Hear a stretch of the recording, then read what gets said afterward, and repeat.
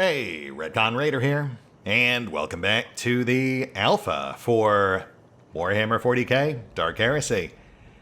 As today, as you can see, we're already swamped as we prepare to breach the tomb of Saint Sibelius to uncover the shady sarcophagi lurking inside.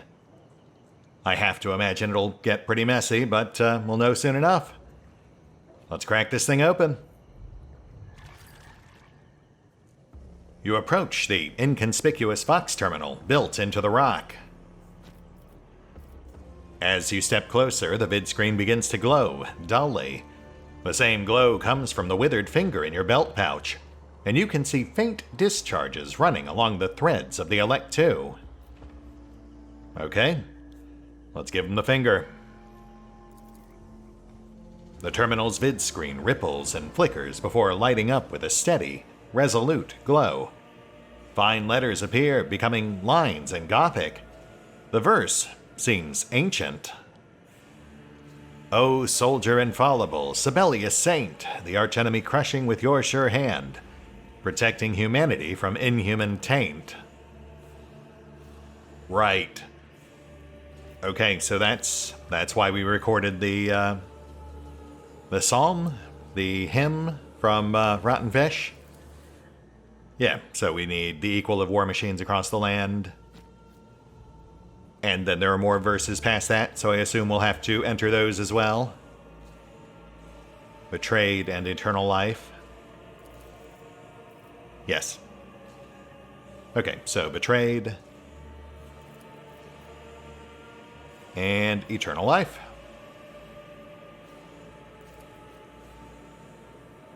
Access to the tomb of Sibelius the Stern. Granted. Glory to the God Emperor. Sibelius the Stern. I think that's the first time we've heard his full title.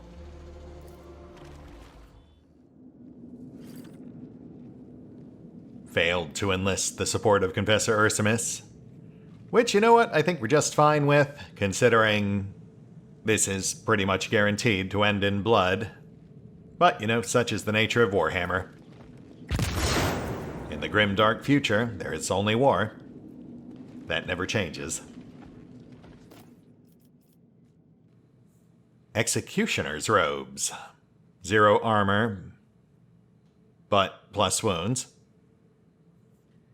Also boosts DOT stacks by your morale. Wow, okay, that's a pretty good get for Sorrow, who I think already has a 0 armor jumpsuit on. And Gloves of Intrigue. When an enemy suffering from a DOT effect inflicted by the wearer dies, the wearer gains +1 morale. So these two items are essentially designed to work together to create a feedback loop. Interesting. Well, let's see what Sorrow's currently got. Plus agility bonus to defense, and a flat +10 willpower. Which, you know, I've got to say, I kind of favor more than a minor DOT bump. Oh, yeah, and the gloves he's currently got add a disruption effect to his AoEs. Yeah, I think I'd rather have the extra defense and the tactical benefits of another disruption effect versus a boost to DOTs, which would be nice, but at the same time, you know, generally speaking, you want to kill people before the DOTs have time to kill them anyway. But we will still make use of those. I mean, a peony's got no gloves equipped, so might as well. Let's check door number 2.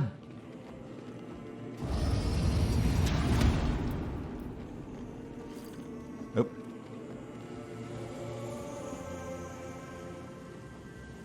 Prepare yourselves!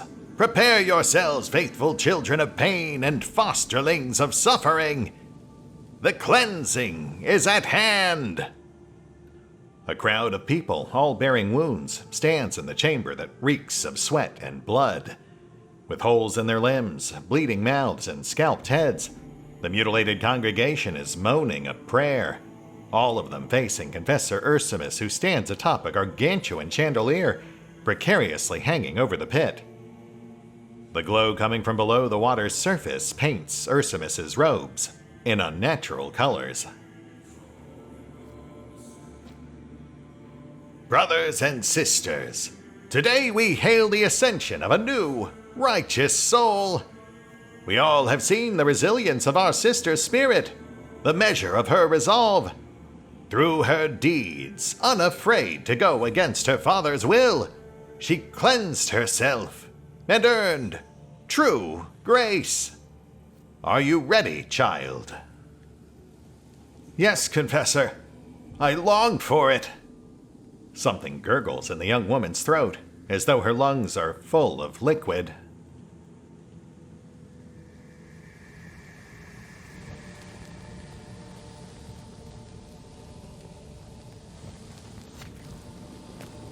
Yeah, that seems about right.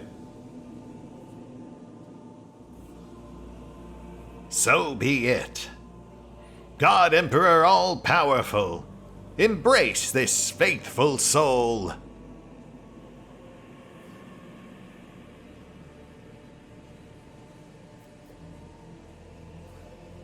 Funny.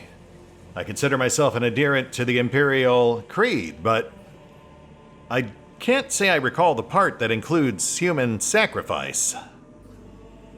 Care to enlighten me, Confessor?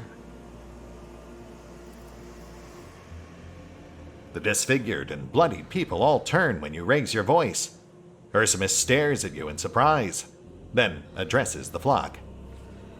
He who is weak in faith will never understand true piety. Why are you here? Well, I came here looking for answers.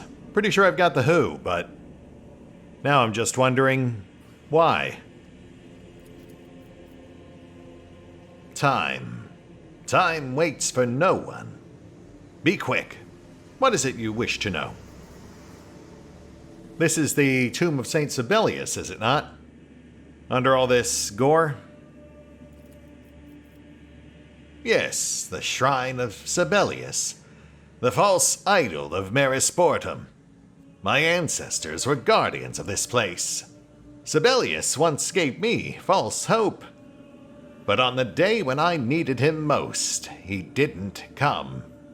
And I learned the full depth of his lies. His temple will do a far better service to the flock and the cause of repentance. And what exactly is it you're hoping to accomplish with all this? Like I said, I'm still trying to figure out the why. A haze descends over Ursimus's eyes. Because I beheld the hidden truth of the God Emperor. I saw the neighboring Habzone of Solenza Sectoris turn to ruin under the God Emperor's wrath. I saw the messengers of terror descend upon those lands in the night. They ripped and maimed. They laughed and reveled in every moment. When someone resisted, all they achieved was bringing even greater anguish on themselves. Screams of torment came from every vox, and still I hear them in my head. That is when I knew. Our suffering pleases the God Emperor. Why else would he send us such a trial? Ursimus parts his robes, revealing horrible burns all over his body. His pallid, protruding hip bones are only sparsely covered by scraps of flesh. Only by his will did I survive that trial. He guided me through the night and led me to the truth. That was when I realized I had been chosen to carry the terrible truth of repentance.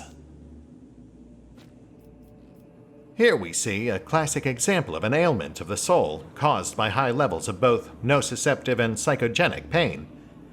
In other words, you're out of your mind, Confessor.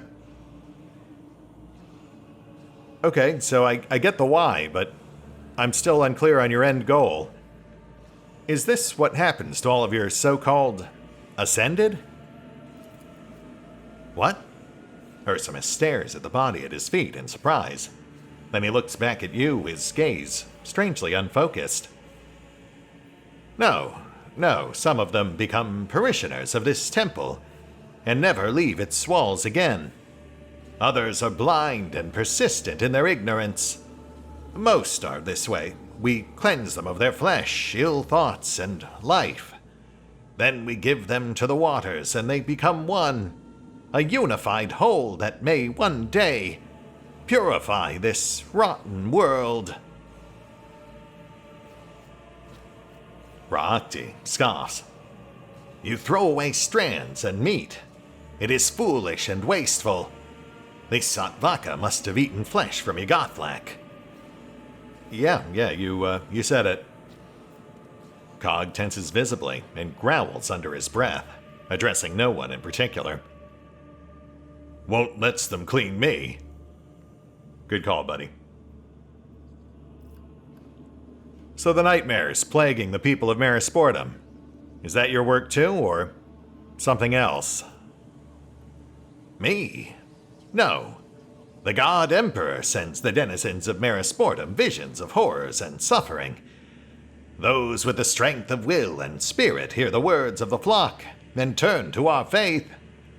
Others are too weak to endure, and so they choose to forfeit their worthless lives.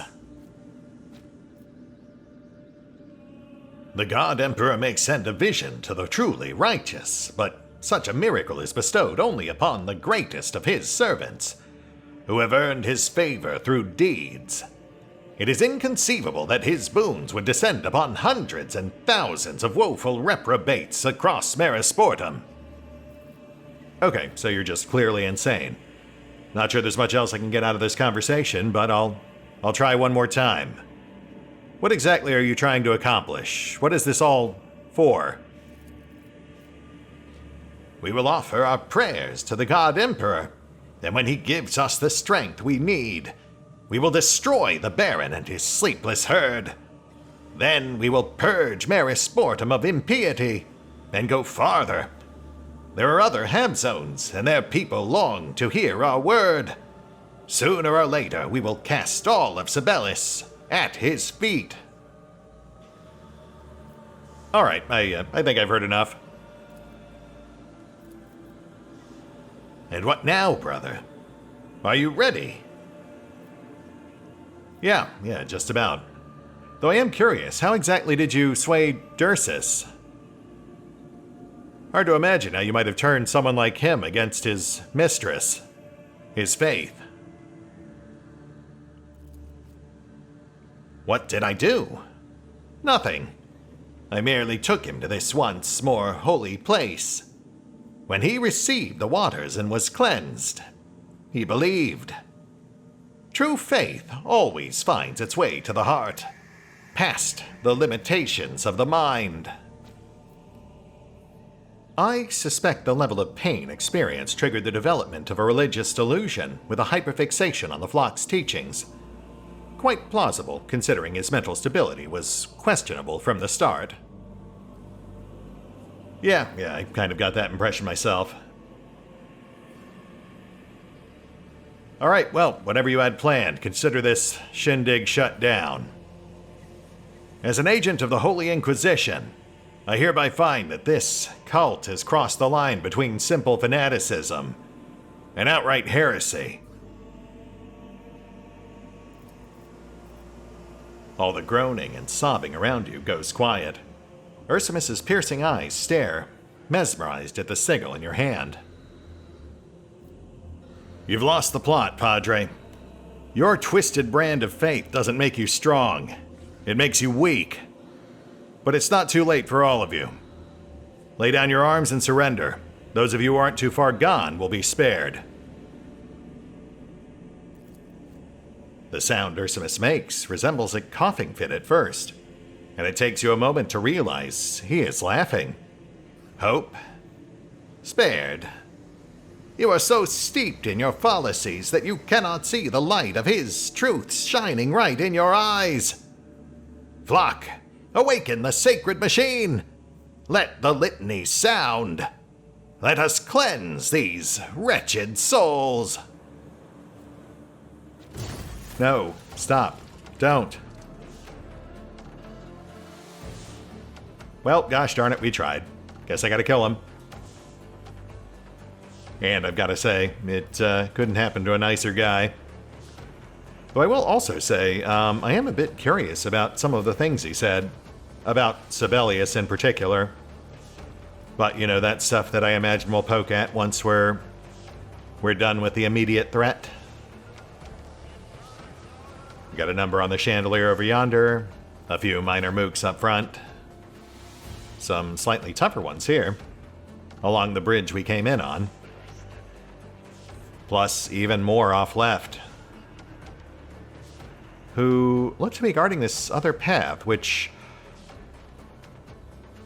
Oh, right, yes, okay, that looped back around to this third path we could have potentially taken, which, doesn't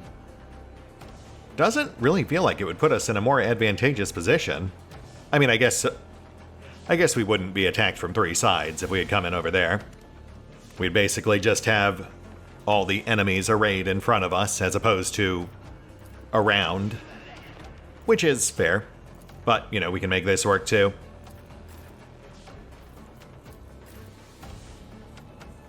I'm seeing a single ladder leading up here, plus the jump path across. Just wide enough for Cog, thankfully. So we'll get Cog right up front, but not block it off just yet. We'll also put someone right on top of the ladder. Slightly cheesy, but, you know. They can't climb it if there's nowhere to stand after. We'll use Akko for that. Though it would also theoretically work with Raakti, but I'd like Raakti to stay a bit more mobile. Perhaps focus down the final line of defense.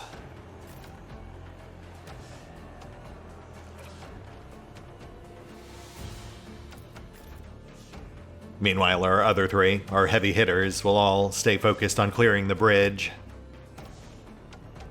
Though, I've got to say, they did not roll well on initiative, so that will be a bit rough. Oh, hi there. Ancient Cogitator. Distorted Litany. The Cogitator boosts the flock's morale. Okay. But with an option to interact with it, so that's all the more reason for us to clear the bridge first. Get this whole perch secured, and then we'll figure things out from there based on whatever happens with that Cogitator.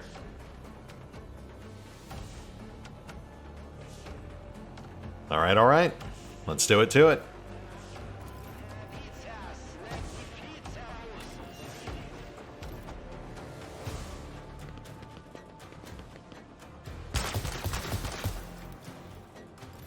Minor ding on Cog, though that did hit him pretty hard on morale. Got to keep an eye on that. Yeah, we're down on morale across the board.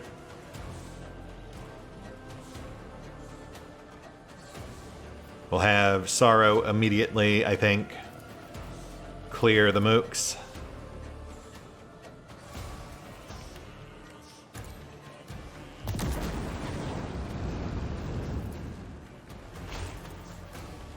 Nice. Though obviously those guys were the least threatening thing on the board. Defender of the Just. Oh. Ah, I see. Okay. That seems to be a morale boosting move. +5 morale.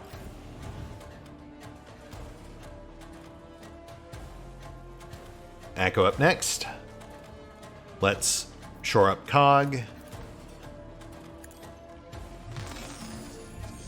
Nice. That buys us some wiggle room.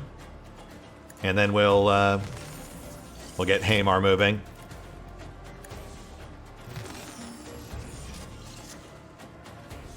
Or rather, shooting. Nicely bunched targets. Fingers crossed.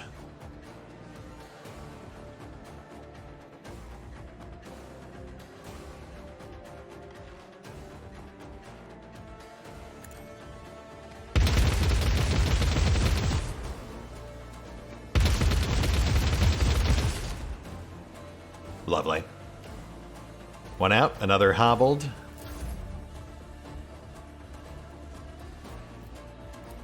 Could demoralize, but not sure there's anyone actually worth doing it to right now. Not that we can actually reach.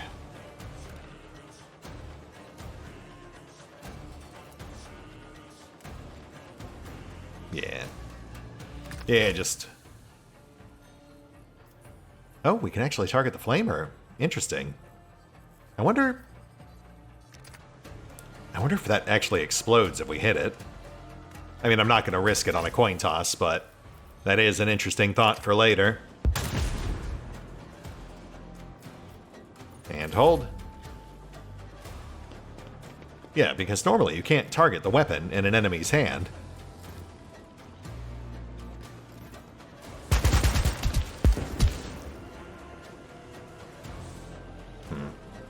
Starting to get chewed up a bit on south. Yeah, one of the things I did not take into account with my positioning was that Echo would basically have no cover.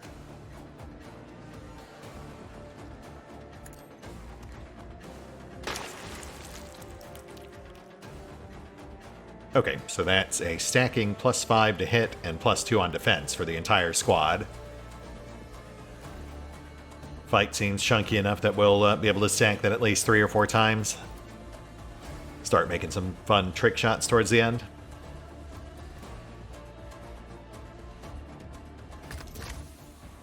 Nah, I think Hamar and Cog have got them.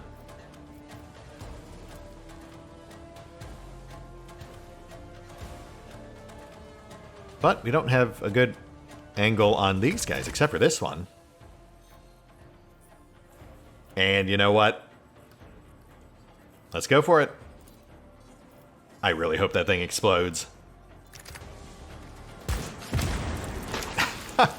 Fantastic. Oh, wow. Yeah, and it forced him to unequip as well. I mean, only real downside, I suppose, would be that, that obviously I imagine we can no longer loot that item. Small price to pay, I'd say, especially this late in the alpha. We don't have too much left.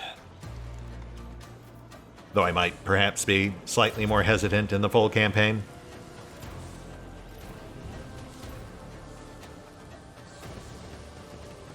Ursimus using a free turn action this time. So he's basically a noble. A dark mirror to Echo Light. Cog, let's take you for a spin. Should be able to grind these guys down easy.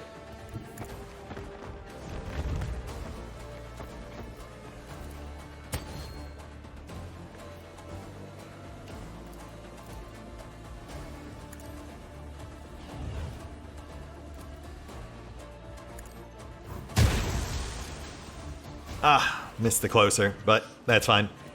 Still got one. Hang tight.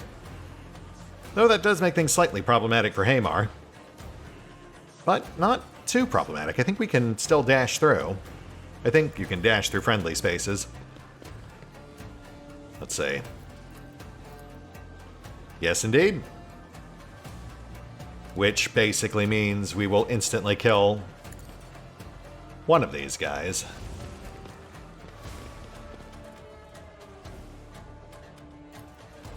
We'll go for the sniper.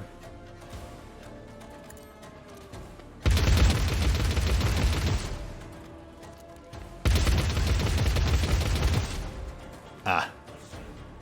Arm wound. We'll take it. Still a fair chunk of damage overall.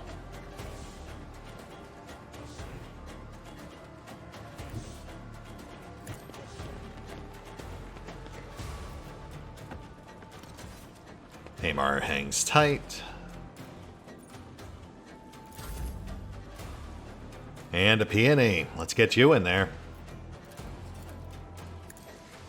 Slaughter injection easily gives her enough to tuck right in, though in theory it also... Wow, she could just completely blow through. Head straight for the cogitator. Though I feel like we should probably do something about these guys, though. I mean, ultimately, would her attacks even really make a difference? She'd do some damage, possibly kill the weaker guy.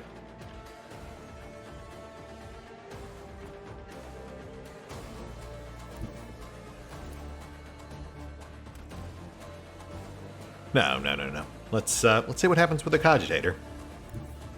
I am curious.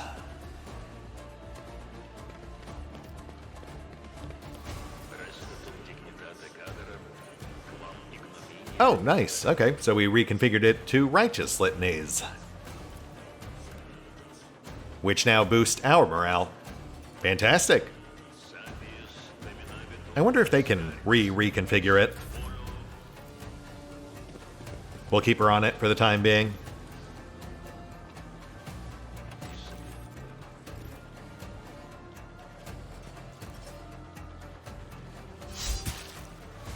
Sniper switched off to melee. That makes sense.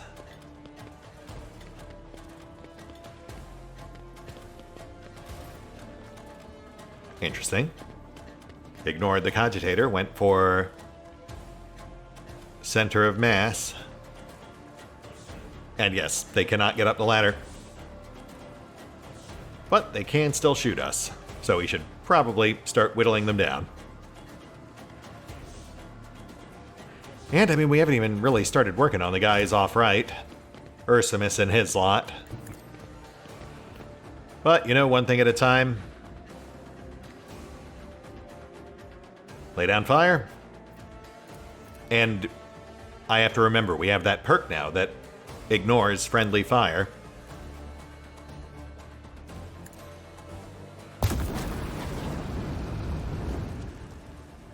One out. Hold.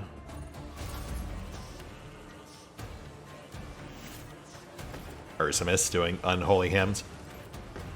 Definitely removes any ambiguity as to whether he's fallen or not. I mean, already felt pretty obvious, but, you know, still.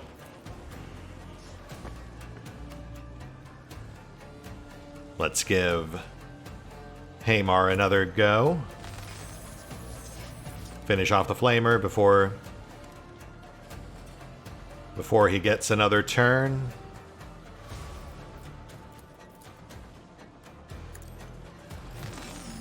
Should be a safe angle, I think.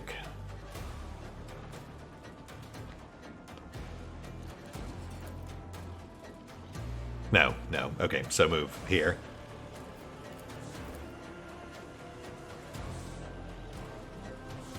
Actually, pull all the way over here. That way you can fire down the bridge, hit multiple targets. Oh, except that, right, because he used dash, he no longer has enough AP to actually fire, which, yeah, that's fair. That's fair. Prop up cog. And lay down fire.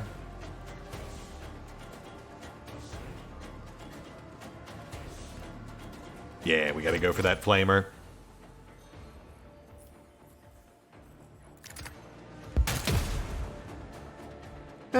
Not terrible.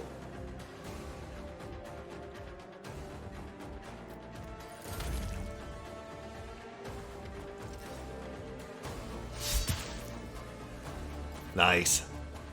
Right, because normally you can't use flamers at point-blank range. By which I mean, yes, just as I planned, clearly. That is all exactly as planned.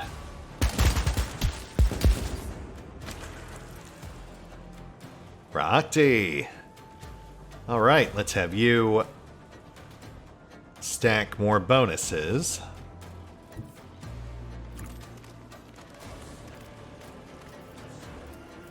Carry on, my friend.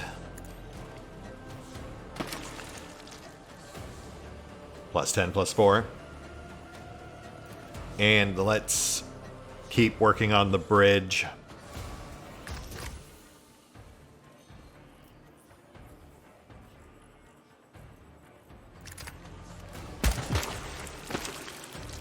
Hey, nice. Okay.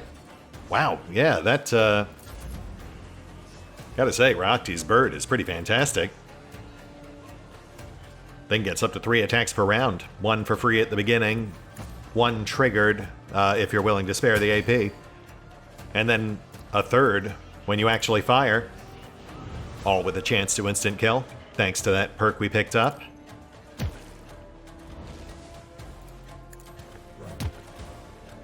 Flamer out. Thank you, Cog. And Seymore. Let's go ahead and mulch the 1 gunner we're seeing off right.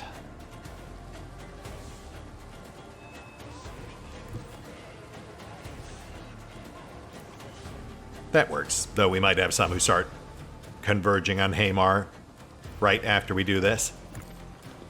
We'll have to be ready.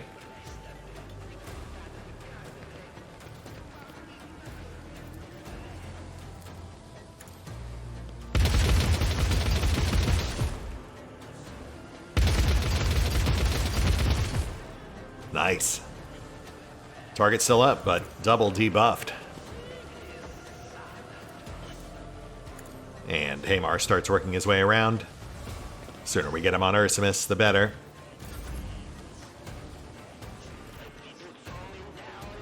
Oh, interesting. Cogitator toggled back. Wonder if we have to reconfigure that every round. Or if it's specifically because this guy's here. We'll keep a peony nearby, but let's go ahead and clear this guy out. We'll see how it looks next round.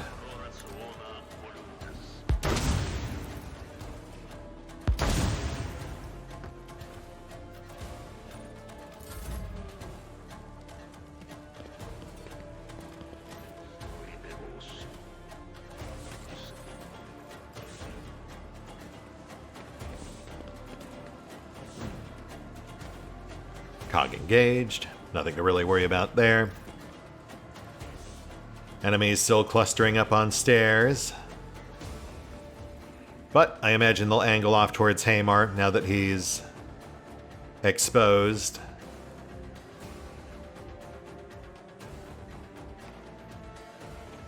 Lay down fire.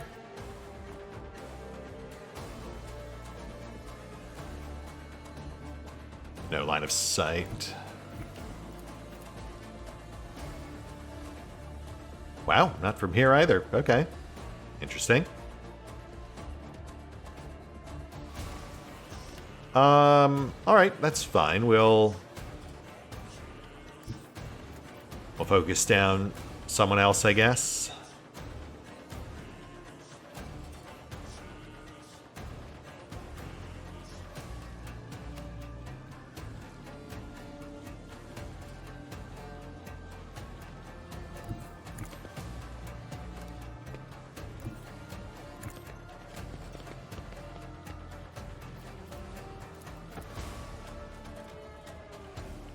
Yeah, well, okay.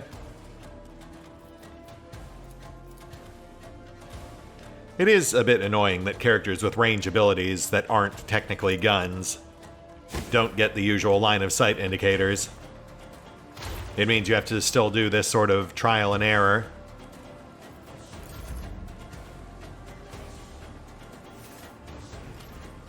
Ursimus once again using Defenders of the Just.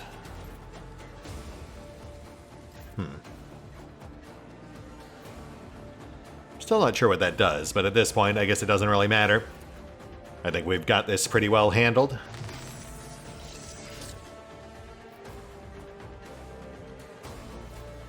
Finish clearing the bridge.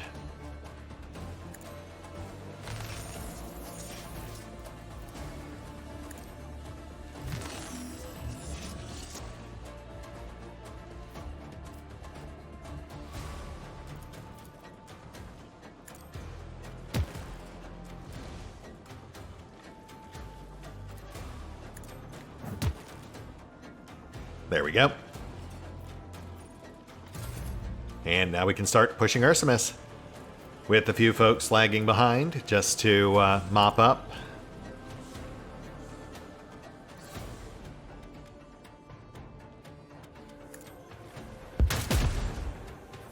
Nice. Also nice. Man, I've got to say, I think the roughest thing about coming back to this game for full launch is knowing that because we'll be doing the Spires first next time around, we won't be getting poor Ra'akti until right towards the end of Act 1. Which is a shame, because I'm really liking her abilities. I was worried she'd be a bit one note, but the bird does add a lot more versatility. But, you know, at the same time, I'm also curious to see what the other companions will have to offer, the ones that we haven't even gotten to see yet. We found 3 in Merisportum, so I assume there's 3 in the Spires as well. For a total of 9 by the end of Act 1. The 3 core, which seem to be a Peony, Haymar, and Sorrow. And then 3 in each of the 2 starting sectors. Plus, you know, much like Rogue Trader, I imagine there's others later down the line. Secret companions, if you will. Ones gated behind various narrative decisions. Especially since, as we've seen with just Merisportum, 2 of the 3 companions we recruit here are ones that we also have the option of just outright executing or otherwise sending away. I also imagine we have at least some options to go heretical as well, though we haven't seen any thus far, but this is early game.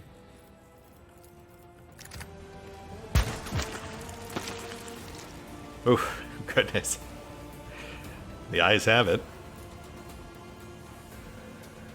And follow-up shot. Not a whole lot she can reach from where she is. I guess just hang tight.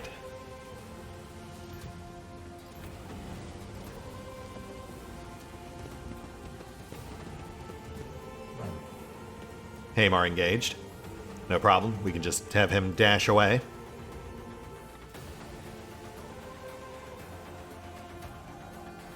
Cog on the move. He'll basically just run interference for Haymar. Haymar should be able to mulch Ursimus pretty quick.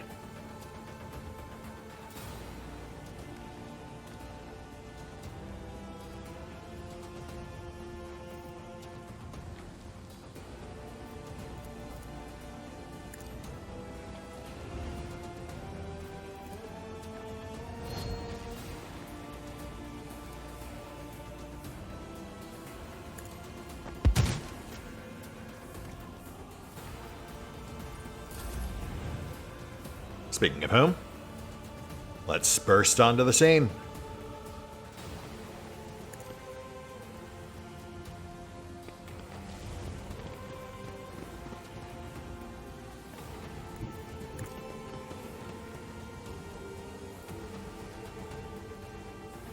Still too far.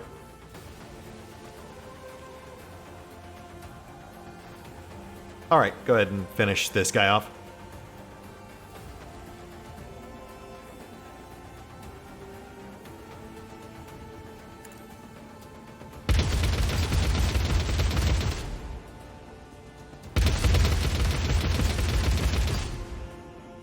Oh, come on, man.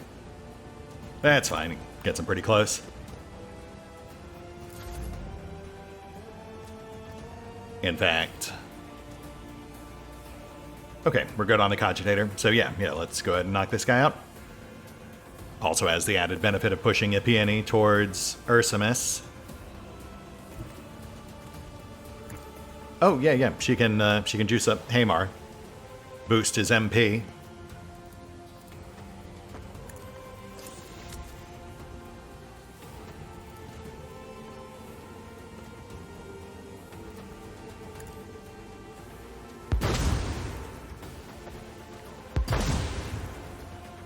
Target out.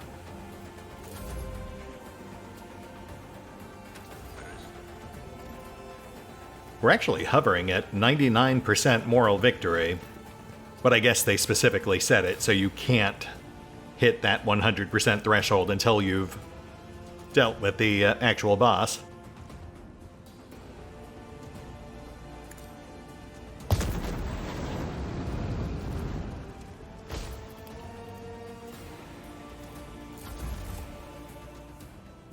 Oh, may have spoken too soon. Behold! The Emperor has sent forth the heralds of his will! Reborn, the right... Emperor, save us! What have we done? Well, you know, I hate to say I told you so, but... Yeah, I mean... I think we maybe all saw this coming once we realized that pit was full of corpses. Oh, interesting. Okay, so now we can target these chains, but why? Why would we want to do that?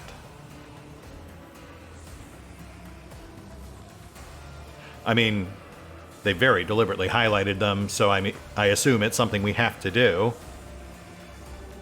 All right, yeah, we'll start whittling them down, I guess. Though obviously we've also got our hands full with the chaos spawn. Yeesh. Yeah, should have known it was getting too easy. Never got to mix it up with Ursimus. Dude got before we could get to him. Though I will say, you know, knowing what he's up to now, it does make me wonder just how bad things might get if you go to Maris Portum second. You know, after he's had time to grow the flock, and presumably foment more chaos.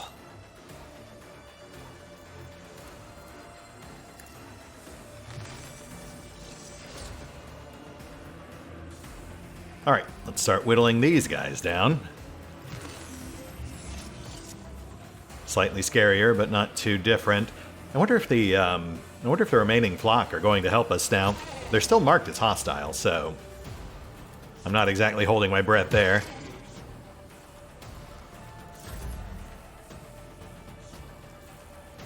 But for the moment, we will focus on the bigger threat. Literally.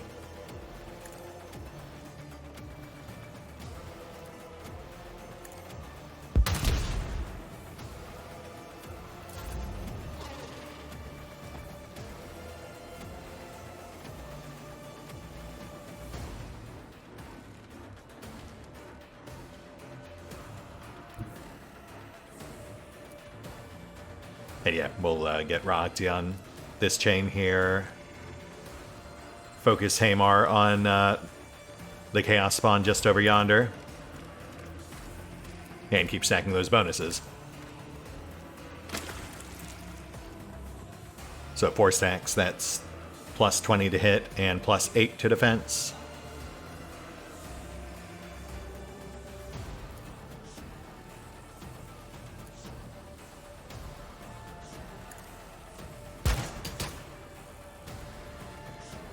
Chain at about half. Might be able to finish it with a peony. Chaos Spawn incoming.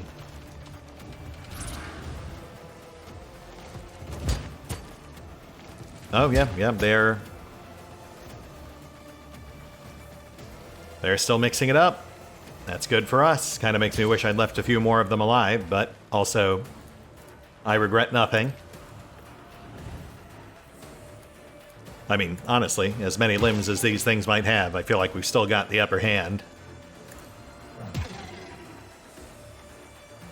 Might not even need to go off the chain.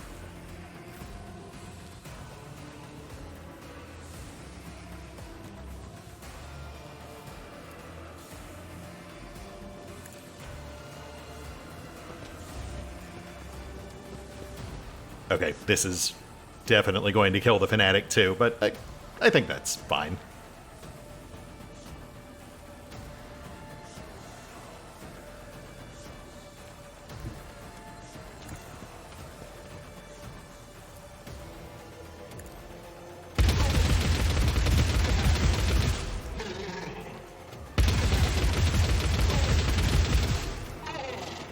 Fanatic out. Chaos Spawn still going strong, but at least stripped of armor.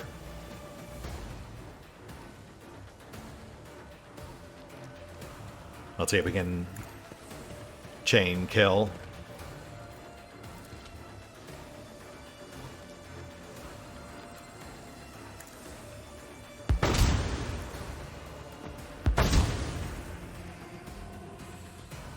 I've got to say, the damage output on that Melta just does not feel very substantial.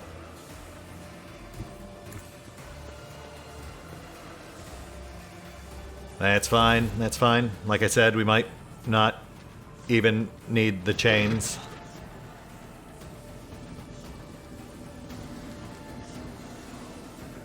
Okay, well, I mean, if the corpse pile keeps spitting out extra Chaos Spawn, then yes, that is a very compelling reason to perhaps drop a giant wrought iron chandelier on top of it. Touché, Dark Heresy. Let's try to keep this under control over here.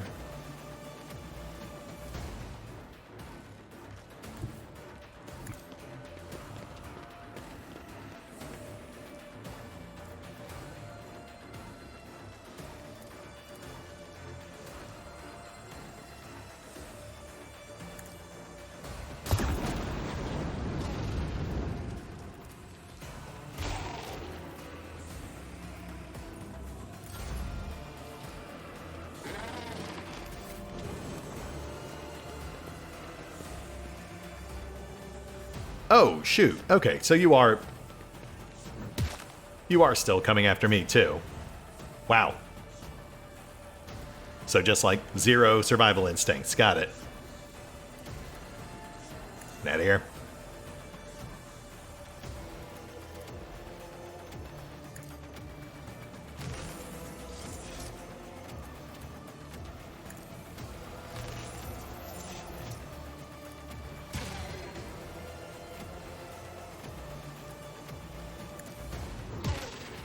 Nice, nice. Chaos Spawn broken. Still got this bozo on our back, but we'll worry about him momentarily. Oh.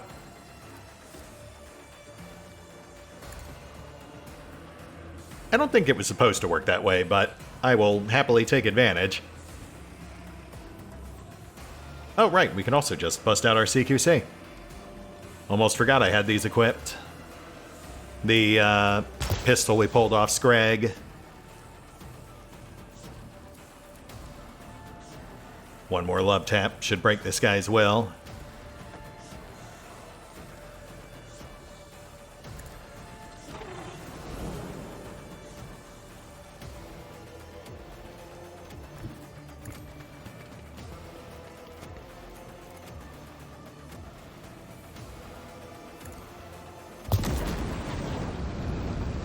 Perfect.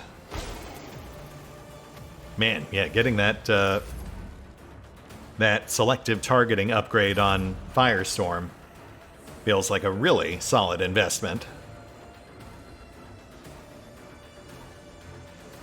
Cogitator's burned out. Just realized that. Probably around the same time the Chaos Spawn rolled in. Yeah, let's focus on the chains. I'm not sure we can just brute force this one. We'll see if they send more reinforcements, but probably best to hedge our bets just in case.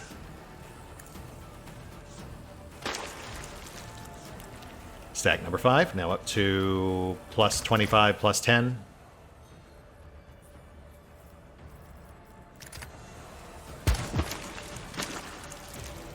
Target out. Thank you, Yuka.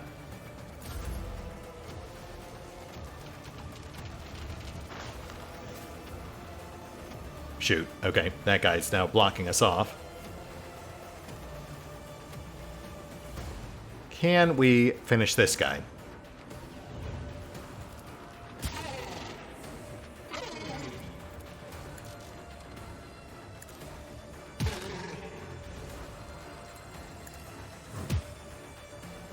Close.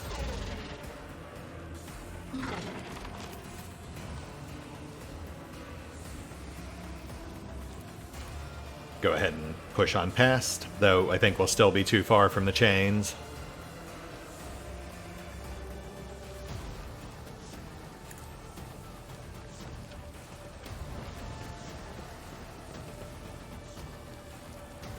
We do have a free attack on tap. How are we looking on that? Actually, you know what? This is no friendly fire, so...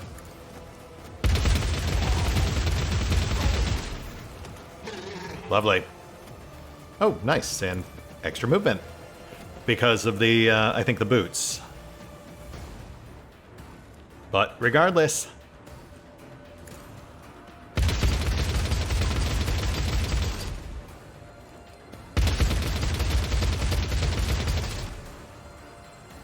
There's our missing links.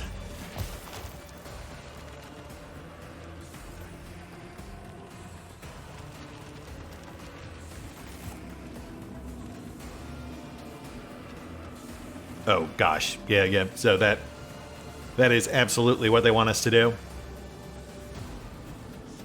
Weird they set this special victory condition, but didn't really kind of spell it out more clearly. But to be fair, I did figure it out pretty quickly. It seems like our goal here is to either take out the chains or, I guess, essentially to hold out 5 rounds.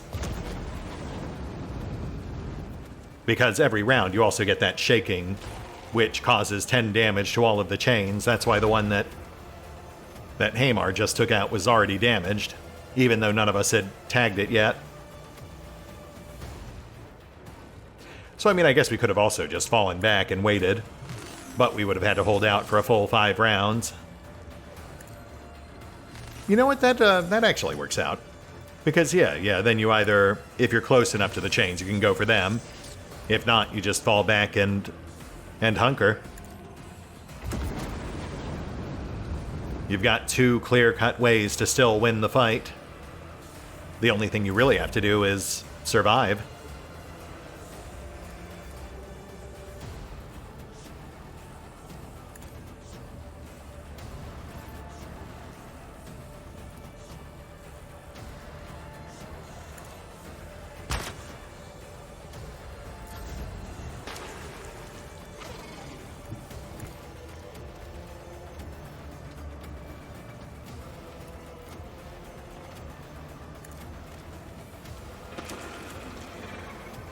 Stack number 6. Plus 30, plus 12. Though I will say, Yuka definitely has less impact when you're up against a bunch of bricks like this. She was way more of a game changer against the squishier fanatics. Which is fair. It makes it feel more balanced.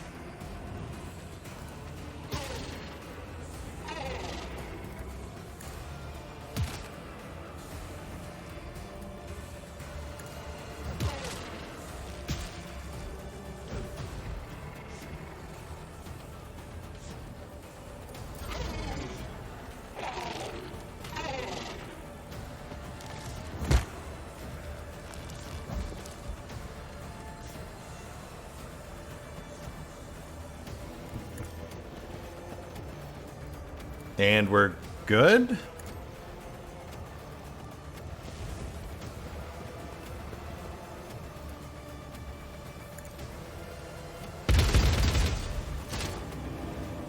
Yes, okay, nice. I was curious how they were going to actually escape falling with the chandelier.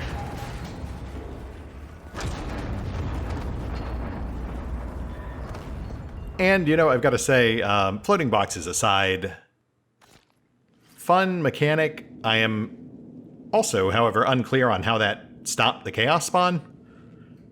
Like, the ones who are already up, they were still fighting. I don't know why they're gone now.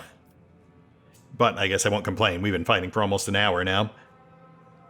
Also, I guess this is the gear we pulled off the dead fanatics. Nice that they grouped it up for us, except for Confessor Ursimus, who might be one of the boxes floating over the void. That's slightly annoying. But I suppose there is also still an outside chance he might have actually somehow survived. He seemed pretty explosively eviscerated, but you never know.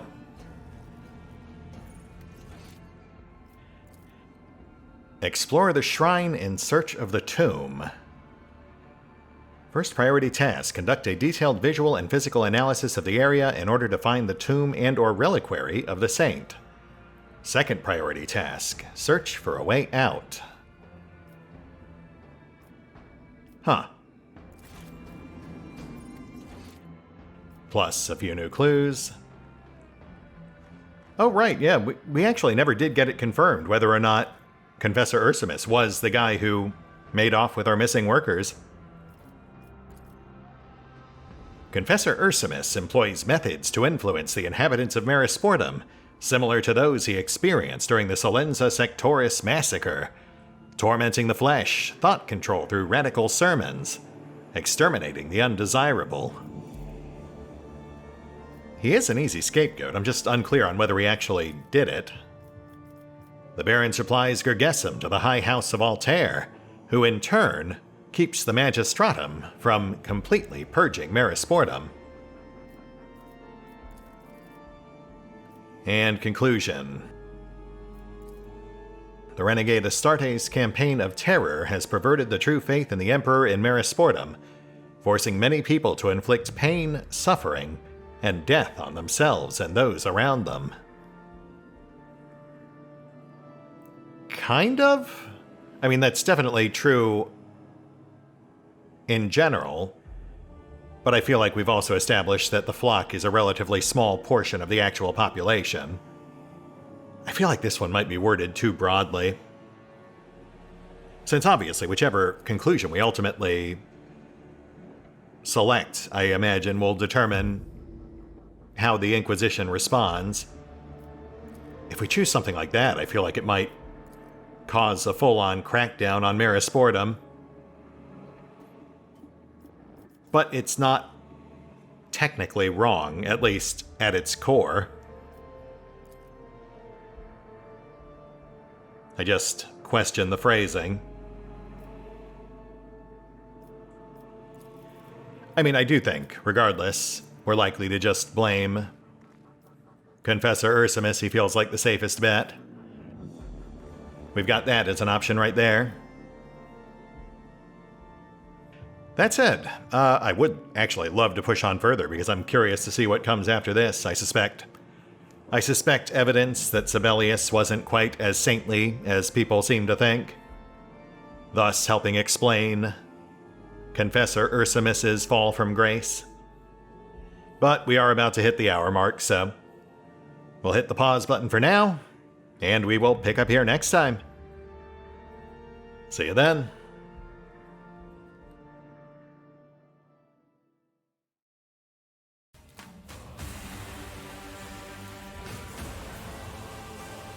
Oh, and special thanks to the Raiders, the fine folks who help make these videos possible, including but not limited to Erie V23, Revenant, Alois, Bowman, Dragon Matrix 7, Drakiith, EgonAlter, Exsellsior, Gottlieb, James Trimmier, Lady Shayna, Mark Giemza, RandomPassrby, RobbyB, Rowan Church, Triphoppenskip, and Valinrook. Thanks for your support, guys. That said, if you'd also like to help support the channel, then feel free to push the buttons that do the things. Trust me, it does make a difference. Or you could even check out the PayPal, the Patreon, the Nexus GG, or the YouTube memberships. Links are in the description.